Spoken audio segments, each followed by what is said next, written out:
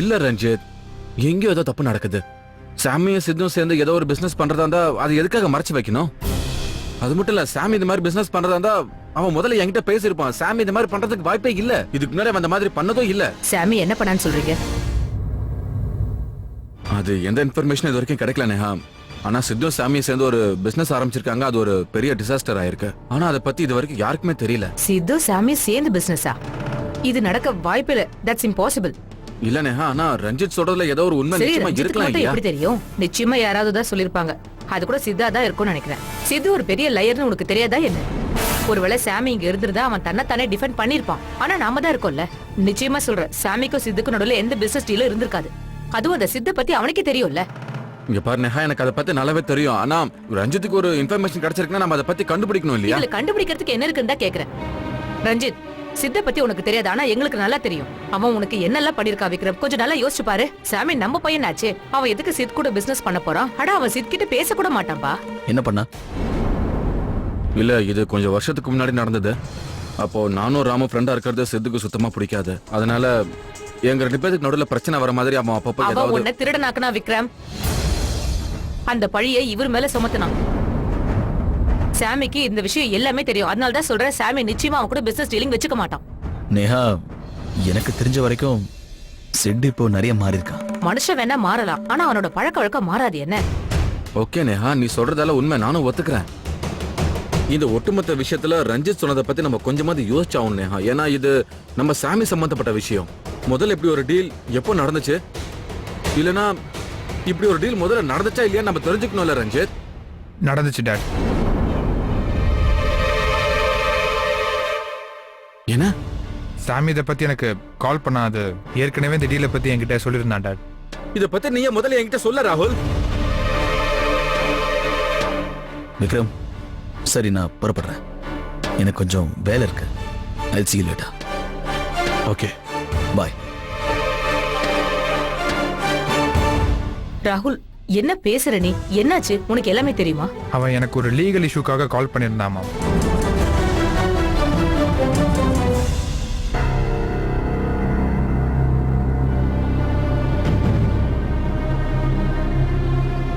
கொலை பண்ணவங்க யாருன்னு நான் கண்டுபிடிக்கணும். அதுவும் சீக்கிரத்திலே கண்டுபிடிக்கணும். நிறைய நேரமும் இல்லை.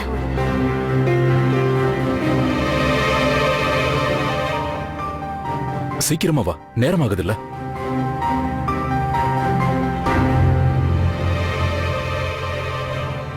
பேசாம ஜோதி சித்தோட ரூம் ஒரு தடவை செக் பண்ணி பார்த்துடலாம். அங்க எனக்கு ஏதாவது ஆதாரங்கள் கிடைக்கலாம்ல.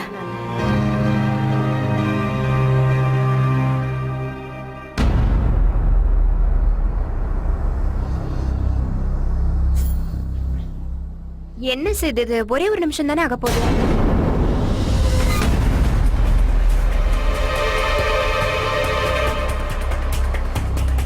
அதை எங்க வச்சேன்னு எனக்கு ஞாபகமே வர மாட்டேங்குதே. என்னாச்சு? கிடைச்சதா இல்லையா? இல்ல,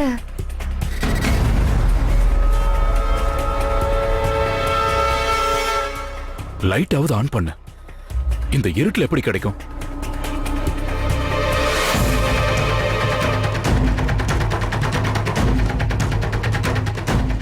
இப்ப தேடு.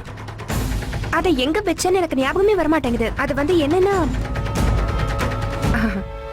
இதோ இங்க பாருங்க, இங்க இருக்கு. வேற எதையும் நீ மறக்கல? உங்களாலதான் எனக்கு லேட் ஆயிடுச்சு. வாங்க போலாம். சரி வா.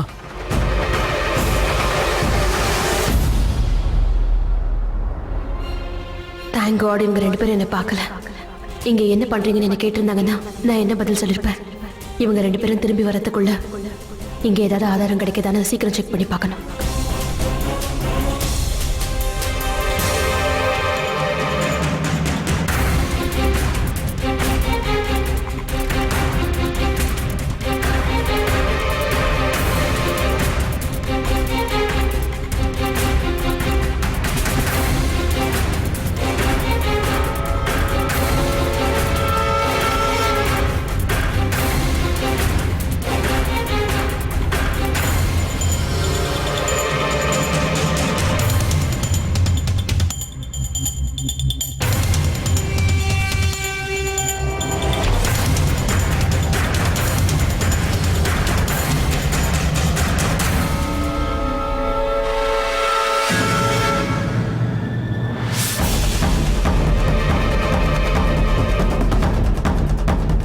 இத நான் எங்கேயோ பார்த்திருக்கேனே.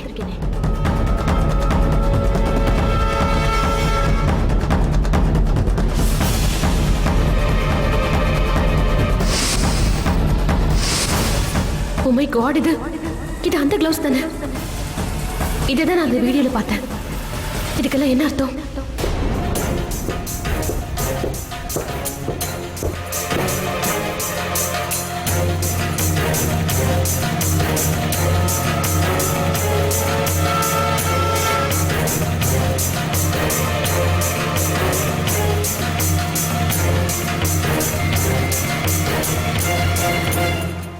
அவன் எதுக்காக சித்து கூட டீலிங் வச்சுக்கிட்டான்?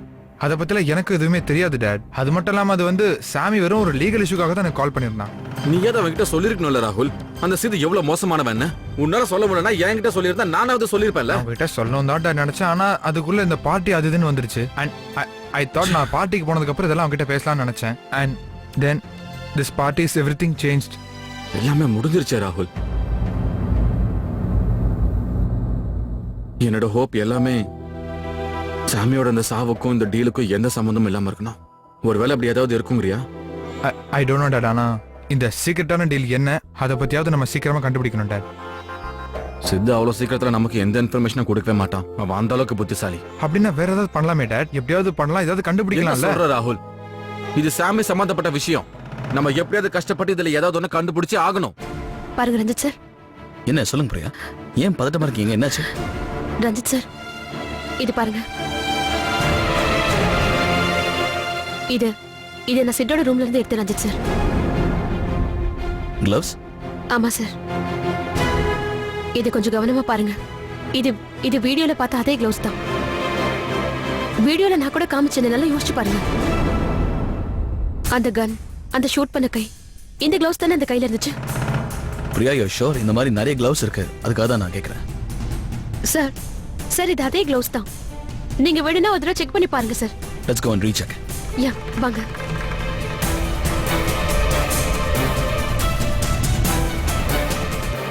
இன்னொரு இந்த வீடியோ பார்க்கலாம். இங்க ஸ்டாப் பண்ணுங்க.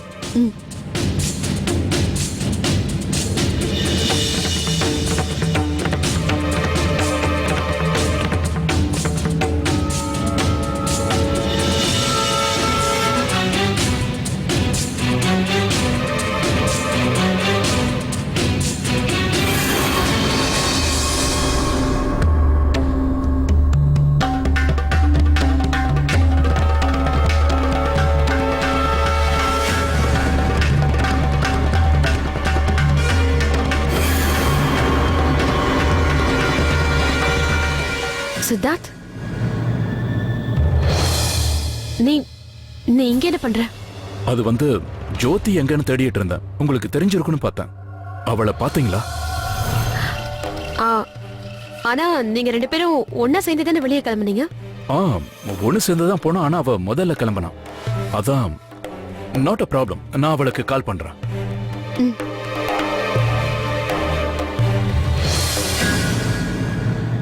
வர வர இந்த மாளிகை மர்ம மாமா, மாளிகை நீங்க வந்தது நல்லதா போச்சு. நான் உங்ககிட்ட கொஞ்சம் பேசணும். நீ என்கிட்ட பேசணுமா? என்னப்பா இன்னைக்கு சூரியன் மேற்க உதிச்ச மாதிரி ஒன்னும் தெரியலையே. அத பத்தி விடுங்க மாமா, நான் சொல்றதை கேளுங்க. கொஞ்ச நாளாவே பிரியாவுக்கும் ரஞ்சித்துக்கும் ஏதோ நடந்துட்டு இருக்கு. சம்திங் ராங்னு தோணுது மாமா. அவங்க ரெண்டு பேருக்குள்ள ஏதோ ஒரு விஷயம் இருக்கு. அதனால அவங்க ரெண்டு பேரையும் கவனிச்சுக்கிட்டே இருக்கணும். அவங்க என்ன பண்றாங்கன்னு சொல்லுங்க. ஓகே? அது சரி. அவங்க ரெண்டு பேருக்கும் வாட்ச்மேன் வேலை பாருன்னு சொல்ற. அதத்தான் கௌரவமா இப்படி மாத்தி அவங்கள வாட்ச் பண்ணிட்டு என்கிட்ட வந்து சொல்லுங்கிற, அப்படிதானே? என்ன மாமா, இந்த வீட்ல நான் யாரையாவது ட்ரஸ்ட் பண்ண முடியும்னா அது உங்களை மட்டும்தான். அதனாலதான் உங்களுக்கு இந்த பொறுப்பை கொடுக்குறேன். சரி. இத வந்து ரெஸ்பான்சிபிலிட்டிங்கிற, அதாவது என் கடமைங்கிற, அதாவது கடமையை நான் செய்ய போறேன், பலன் உனக்குங்கிற. ஆனா இந்த கடமையை செய்யறவனுக்கு கொஞ்சம் பணத்தை கொடுப்போம், கொஞ்சம் சொத்துல ஷேர கொடுப்போம்லாம் தோணாத இல்ல? என்னடா? சரி விடு போ. உன் மாமன் உனக்காக எதுவும் செய்வான், விடு. அப்படி இல்லைன்னா என் தங்கச்சிக்காக செய்யறேன். தேங்க்யூ மாமா. பிரியாவும் ரஞ்சித்துமா. சார், நீங்க இத பாக்குறீங்கல்ல? நீங்க இந்த கிளவுஸ் நல்லா உத்து பார்த்தாலே உங்களுக்கு தெரியும். அந்த கிளவுஸ்ல ஒரு கருப்பு கலர் மார்க் இருக்குது தெரியும். அப்புறம் அதே கருப்பு கலர் மார்க் தான் நம்ம கையில இருக்க கிளவுஸ்லயும் இருக்குங்கிறத பாருங்க.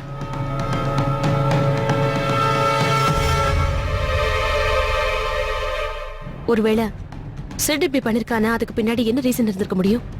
ஒருவேளை சிட் 50 கோடி ரூபாய் வேணுங்கிறதுக்காக இப்படி ஒரு வேலையை பண்ணிருப்பானா? சாமிக்கும் சிட்டுக்கும் நடுவில் ஒரு டீல் இருந்துச்சுல்ல?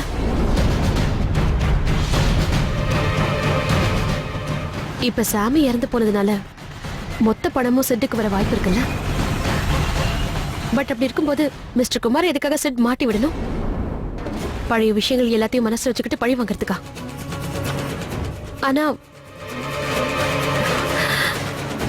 ஆனா சிட்டுக்கும் மிஸ்டர் குமாருக்கும் நடுவில் இருந்த பிரச்சனை எல்லாம் எப்போ தீந்து போயிடுச்சு. அப்படி இருக்கும்போது இப்ப எதுக்காக இப்படி? அதுக்கப்புறம் நார்மலா தான் இருந்தாங்க. இல்ல சாமியை கொண்ட விஷயத்துக்காக சிட்ட யாரும் சந்தேகப்படக்கூடாதுங்கிறதுக்காக இப்படி செஞ்சிருக்கானா? ஒருவேளை மிஸ்டர் குமார் வந்து ஜெயிலுக்கு போயிட்டாருன்னா அதுக்கப்புறம் அவரோட பிசினஸ் உட்பட எல்லாமே சிட்டோட கைக்கு தானே வரும். திரும்ப ப்ளே பண்ணுங்க. போதும். இங்கதான் இந்த கிளவ்ல மார்க் எங்க இருக்குன்னு பாத்தீங்களா? இந்த ஃபுட்டேஜ்ல கில்லருடைய ரைட் ஹேண்ட் மட்டும் தான் தெரியுது. பட் சார், சாமி இறந்து போனதுனால டீல் படி பார்க்கும்போது மொத்த லாபமும் சிட்டுக்கு தானே போகுது. அதுவும் இல்லாம இந்த கிளவ் நான் சிட்டோட ரூம்ல இருந்து தான் எடுத்துட்டு வந்திருக்கேன். இந்த வீடியோ நம்ம கோர்ட்ல ப்ரொடியூஸ் பண்ணா அவங்க சிட்டு குற்றவாளி ஏத்துப்பாங்களா?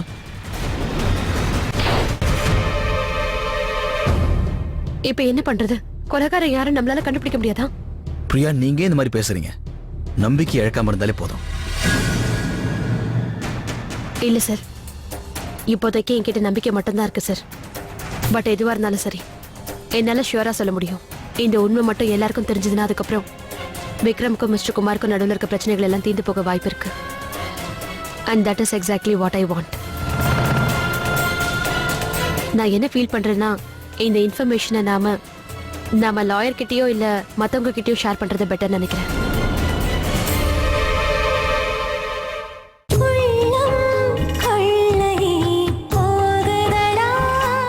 இந்த வீட்டு எப்படி இருக்கு? நானும் இந்த வீட்டுல தான் குப்பை கொட்டுறேன். கொஞ்சம் இந்த வீட்டுக்கு வரும்போதாவது ஒரு ஹலோ சொல்லிட்டு போலாம்ல. அதோட இன்னொரு முக்கியமான விஷயம் சொல்லிட்டா, ஸ்கூல் படிக்கும் போது என் ஹேண்ட் ரைட்டிங் நல்லா குண்டு குண்டா இருக்கும்னு எனக்கு 10க்கு 10 போடுவாங்க. வெரி குட் மாமா. ஆனா இத பத்தி ஏன் என்கிட்ட பேசுறீங்க? இல்லப்பா, நீ தான் நிறைய புத்தகம் எல்லாம் எழுதுறீல, அதனாலதான். இந்த ராம் ஜெயிலுக்கு போனதுல இருந்து அவன் பயோகிராஃபியை நீ எழுதுறேன்னு கேள்விப்பட்டேன். அதுல உனக்கு ஏதாவது சின்ன உதவி செய்யலாமே அப்படின்னு தான், வேற ஒண்ணும் இல்ல. எனக்கு தான் எழுதுறதுக்கு வரலாறு இல்ல, அட்லீஸ்ட் அடுத்தவன் கதையாவது எழுதி தரலாமேன்னு தான், வேற என்ன. மாமா, உங்க டேலண்ட பத்தி எனக்கு தான் ஏற்கனவே தெரியுமே. நீங்க தான் அந்த விஷயத்துல ஒன்னா நம்பர் ஆச்சு. ஐ மீன் நம்பர் 1 டேலண்ட். உங்களுக்கு வழக்கமா 10க்கு 10 வாங்குறது தான் பிடிக்கும். அப்பேற்பட்ட நீங்க சின்ன சின்ன நாவல்ஸ்ல எதுக்கு எழுத வரீங்க? நீங்க ஒரு பெரிய எப்பிக்கே எழுதலாம் மாமா. இந்த மகாபாரதம் மாதிரி. மகாபாரதம் சொன்னோன்னு ஞாபகம் வருது. அதுல கூட இந்த சகுனியோட கேரக்டர் நீங்க பண்ணீங்கன்னா கரெக்டா இருக்கும். அத பத்தி யோசிங்க. தோடா, நான் என்ன சொன்னா இவன் என்ன சொல்லிட்டு போறான்? இது வரைக்கும் என் முழு அவதாரத்தை எவனும் பார்த்தது இல்ல. நான் மட்டும் விஸ்வரூபம் எடுத்துட்டேன், அப்புறம் இந்த மகாபாரதத்தெல்லாம் படிக்க ஆள் இல்லாம போயிரும்.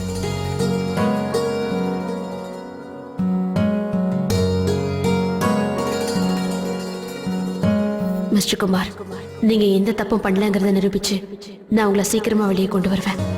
நான் உங்களை ரொம்ப நாள் அங்க இருக்க விட மாட்டேன். நடந்த இந்த சம்பவத்தால உங்களுக்கும் விக்ரமுக்கும் நடுவில் நிறைய பிரச்சனை வந்திருக்கு. இன்னைக்கு தேவையில்லாம உங்க 2 பேருக்கும் நடுவில் நிறைய மிஸ் அண்டர்ஸ்டாண்டிங் வந்திருக்கு. இதை சீக்கிரத்துல நான் எப்படியாவது சரி பண்ணிடுவேன். நீங்க எந்த தப்பும் பண்ணலன்றது எனக்கு தெரியும். ரொம்ப சீக்கிரத்திலேயே அது ப்ரூவ் ஆக போகுது. அதுக்கப்புறம் நீங்க சீக்கிரம் வீட்டுக்கும் வந்துருவீங்க. ஆனா நேஹா, விக்ரம் அவங்க 2 பேரும் அவங்களோட பிள்ளைய இழந்திருக்காங்க. எனக்கு அவங்கள நினைக்கும் போது ரொம்ப கஷ்டமா இருக்கு. அவங்கள மட்டும் இல்ல, சுகன்யா, மீனு, இவங்க 2 பேரையும் நான் சமாளிக்கணும். இது எல்லாத்த விட முக்கியமா நான் விக்ரம் கிட்ட இந்த விஷயத்த சொல்லியே ஆகணும். இந்த சீரி என்கிட்ட இருக்க விஷயத்த சொல்லணும். இல்ல, ஐ திங்க் எல்லாத்துக்கும் முன்னாடி நான் இதை லாயர் கிட்ட சொல்றதுதான் நல்லதுன்னு நினைக்கிறேன்.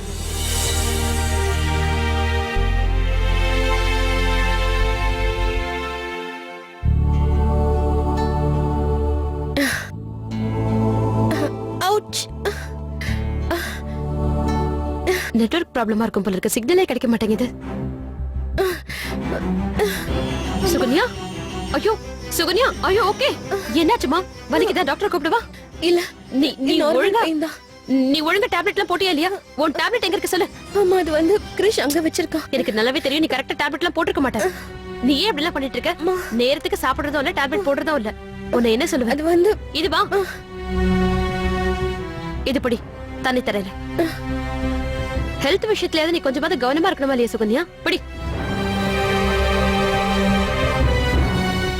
எத்தனை தடவை நானும் உங்ககிட்ட சொல்லிக்கிட்டே இருக்கேன் நேரத்துக்கு டேப்லெட் சாப்பிட்டு இப்படி எல்லாம் பண்ணாதன்னு. ச்சே.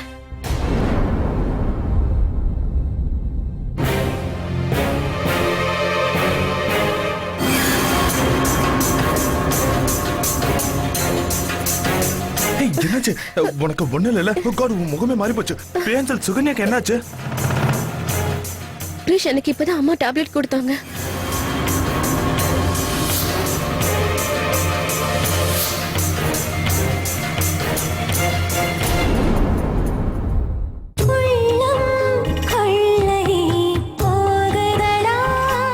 நீங்க எப்பவும் ஏன் இவ்ளோ கோவம்